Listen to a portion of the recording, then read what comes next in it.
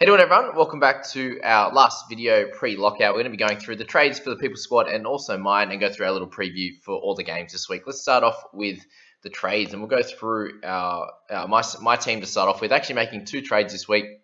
We're bringing in Adam What's Doing just because I just want to just kill myself and frustrate myself again with what happened last time. Obviously brought him in, did really well for a couple of games and then got moved to the centres and stuffed me up with that negative game.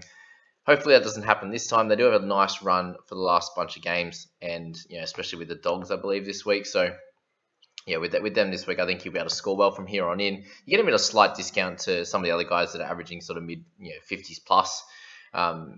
And he covers the wing fullback and the half position for me, which I think I'm really struggling with at the moment, especially with Fogs being a chance of not returning, with Toby Sexton seemingly winning the role. There's every chance that Fogs could play with Sexton if they're really liking him, and they could drop Ash Taylor, for example. But that's where I'm at the moment.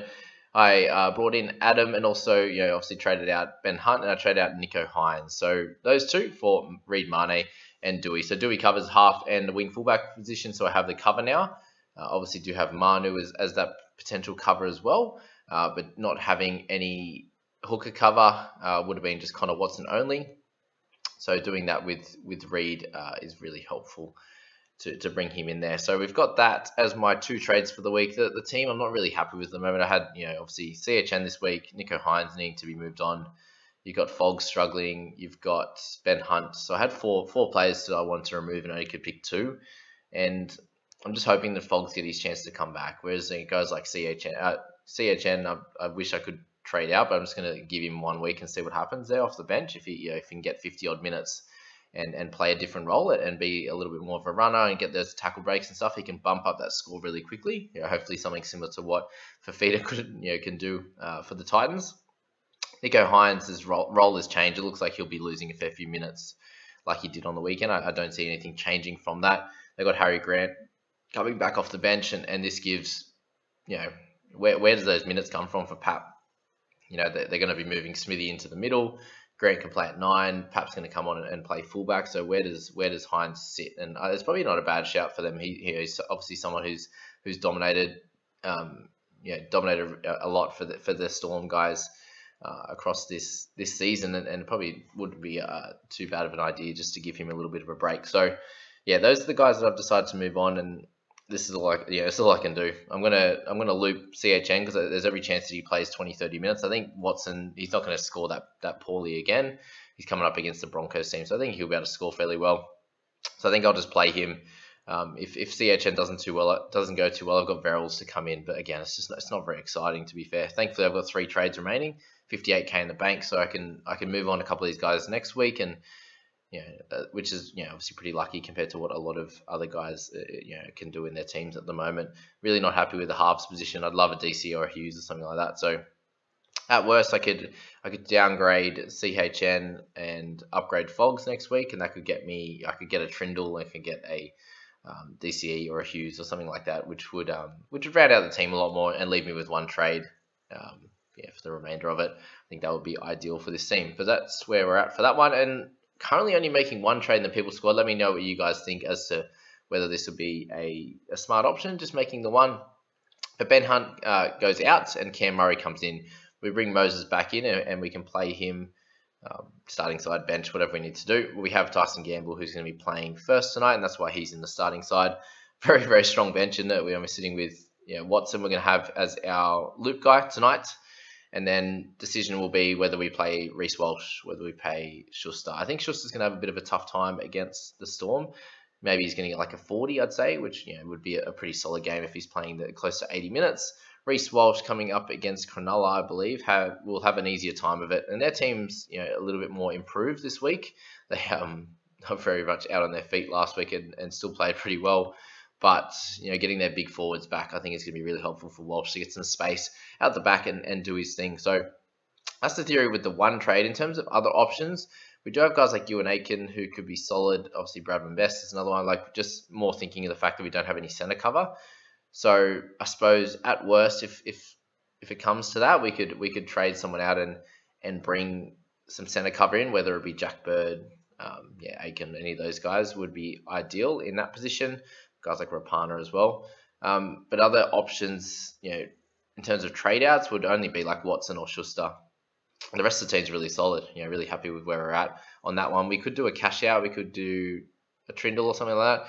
If we wanted to get a Cleary next week, then we would have to lose one of the 800k guys. We'd have to shore up 100, 1.4, 1.5 mil between two players, which is crazy.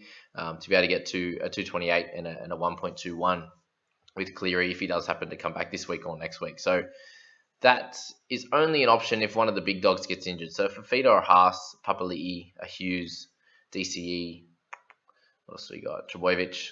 So if any of those guys happen to get suspended or injured, then we could do a downgrade upgrade, and that would leave us with 3 trades for the last 3 rounds after that. So we probably, if things go as they are and there's an injury every week, then we'll use all our trades, and if not, then we probably won't. So it might not want to be the best shout to leave so many trades in the bank, but we also only traded when we needed to. So that's that with the 2 teams at the moment. This team obviously looking much better than mine, and obviously we'll finish a lot higher considering we're 607th compared to 984.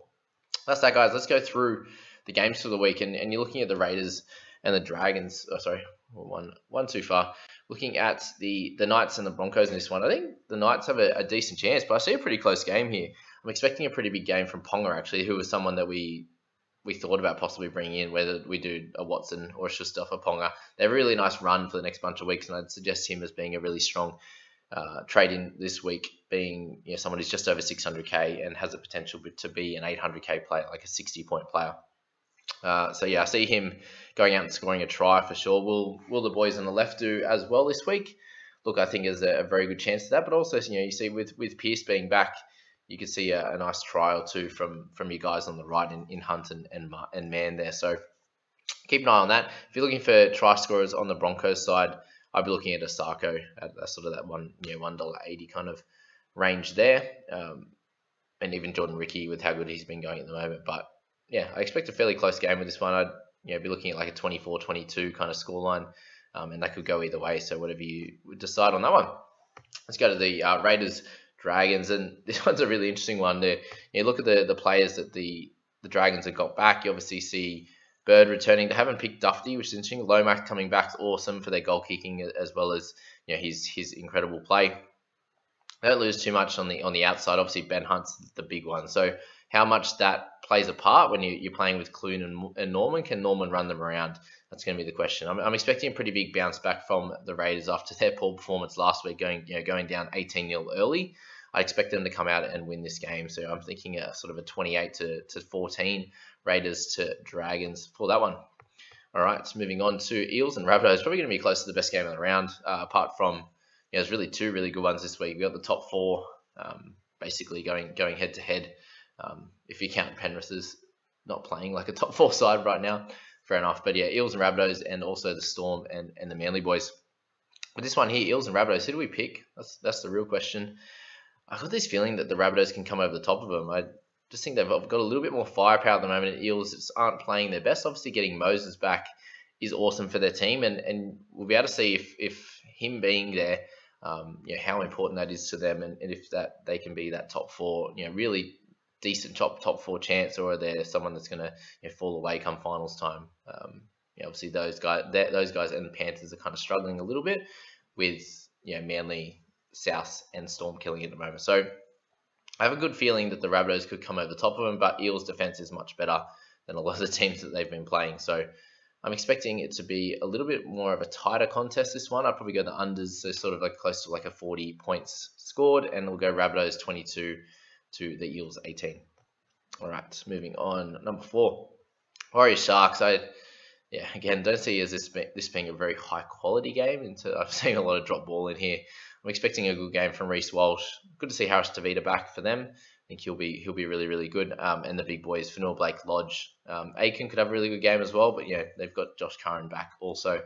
So I definitely see an improvement out of them. CHT running around with Sean O'Sullivan, I should say. Sharks boys put up a fight against Manly, who are obviously the powerhouse with Tommy Trbojevic. But who do we pick? I think he's just got to pick the Sharks. even though the Warriors had such a nice win against the Tigers boys last week, I think you do go Sharks just in that one. A fairly high scoring affair I'm seeing in this one, sort of 28-22 will go to the Sharks. All right, moving along to Roosters and the Panthers, which is also a pretty solid game. So there'll actually be a bunch of decent ones this week. And then, a lot of the lower teams playing against each other, which will show some close ones there. But Roosters and the Panthers, I am picking a Panthers win if Cleary plays and a Panthers loss if he doesn't play. The Roosters were awesome last week, winning 28-0 over the Eels there. So, Cleary in, awesome. If not good. Try and make your tip as late as possible. Get the late mail an hour before. You'll obviously get the being Saturday night. You'll get the 24-hour late mail, 5:30 on Friday night. So before the two games tomorrow, which will be helpful, especially for your trades as well if you're looking to pick up a Cleary in this one. But expecting a big game from Manu Tedesco again, sort of carrying him along, and someone like Crichton to do really well as also. Definitely would be expecting a try out of one of them too. So good luck if you're having a go at that one. Just keep an eye out on what Burton's going to do, because he'll end up back in the centres. Might be for Capewell going to number 12 and Sorensen going back to the bench. It'll also be interesting to see how Pangai plays, if he really makes an impact for the Panthers guys. So make a decision on that one as it comes along. All right, Eagles and the Storm. Do we think this is going to be the big test for the Manly boys? I just don't see anyone beating the Storm, especially with Grant back. They're completely full strength now. It looks like Hughes will be there, which is great. I just don't see them getting beat. They had their scare against the Cowboys and they played solid last week. I just think that in this one it's probably going to be a little bit more lower scoring again, like a 22-18 kind of style, four tries to 3 or 4-4 with a couple of missed goals. And also just pick the Storm guys to just get up in this one, and a slightly lower game from someone like Trbojevic or DCE, but very similar on the other side. And seeing Nikko Heinz playing 50 minutes, for example, expect a pretty big game from Munster, in my opinion there, and Grant to come on and do his thing as per normal. So that's that one. Moving on, this will be the bludger of a game. We see the Tigers get up. I'm expecting a big one from Adam Dewey. That would be nice. But the big one here is Averillo in that 7 jersey with Bailey coming into the 6 role, playing that running role. Averillo's going to get back to that, back to kicking. I'd be definitely playing him in your side this week. So expect a pretty big game for him with their attack, especially in his hands. So that's that there. Stefano still playing amazing. Might get a sneaky meat pie in this one, or a Sean Bloor one over the top on the edge there. Who are we going to pick to win? That's the question. Can the Dogs do it? I don't think so. There's too much going on. I can't believe Cole Flanagan got dropped again, the poor bloke. Tigers are going to win this one. After last week, I don't know. Can they come back from that? We'll find out. All right, we'll move on to my Cowboys. Just don't like this at all. I got my poor boys just struggling at the moment. And then they don't get to see Fogs play. We're probably going to see Fafita go back to the bench again. There's no Peachy anymore. Tamalolo gets to play in the 11 role, so that's pretty much the only thing I want to see from this game. And obviously just a consistency on the Cowboys side, which would be ideal after playing so well against the Storm and then not so good last week against the Broncos. So in this one, I'm expecting a Titans win, 20-point win, 36-16, something like that. Fairly high scoring, but that's where we're at on all the previews, guys. I think that is all for the week. Let me know your thought on the trades and if you think we should make any more in the People Squad. What do you think of mine there? I think it just covers both those positions, and I need some hooker cover. I need some halves and get some people that are going to be averaging sort of 55, and not people that are going to be resting come the end of the year. So I think I thought they were pretty smart ideas. And then the People Squad we're getting a bit light on the comments in the People Squad group. I think we've had a few people drop off with running out of trades or just already moving on to next year. But again, thank you to everyone who's stuck around and supporting me for these last sort of 5 to 6 rounds when most people have run out of trades. But so appreciate all that, guys. Hope you're enjoying these, and we'll catch you in the next ones when we're going to go through how everyone goes across the week. Enjoy this. See you later.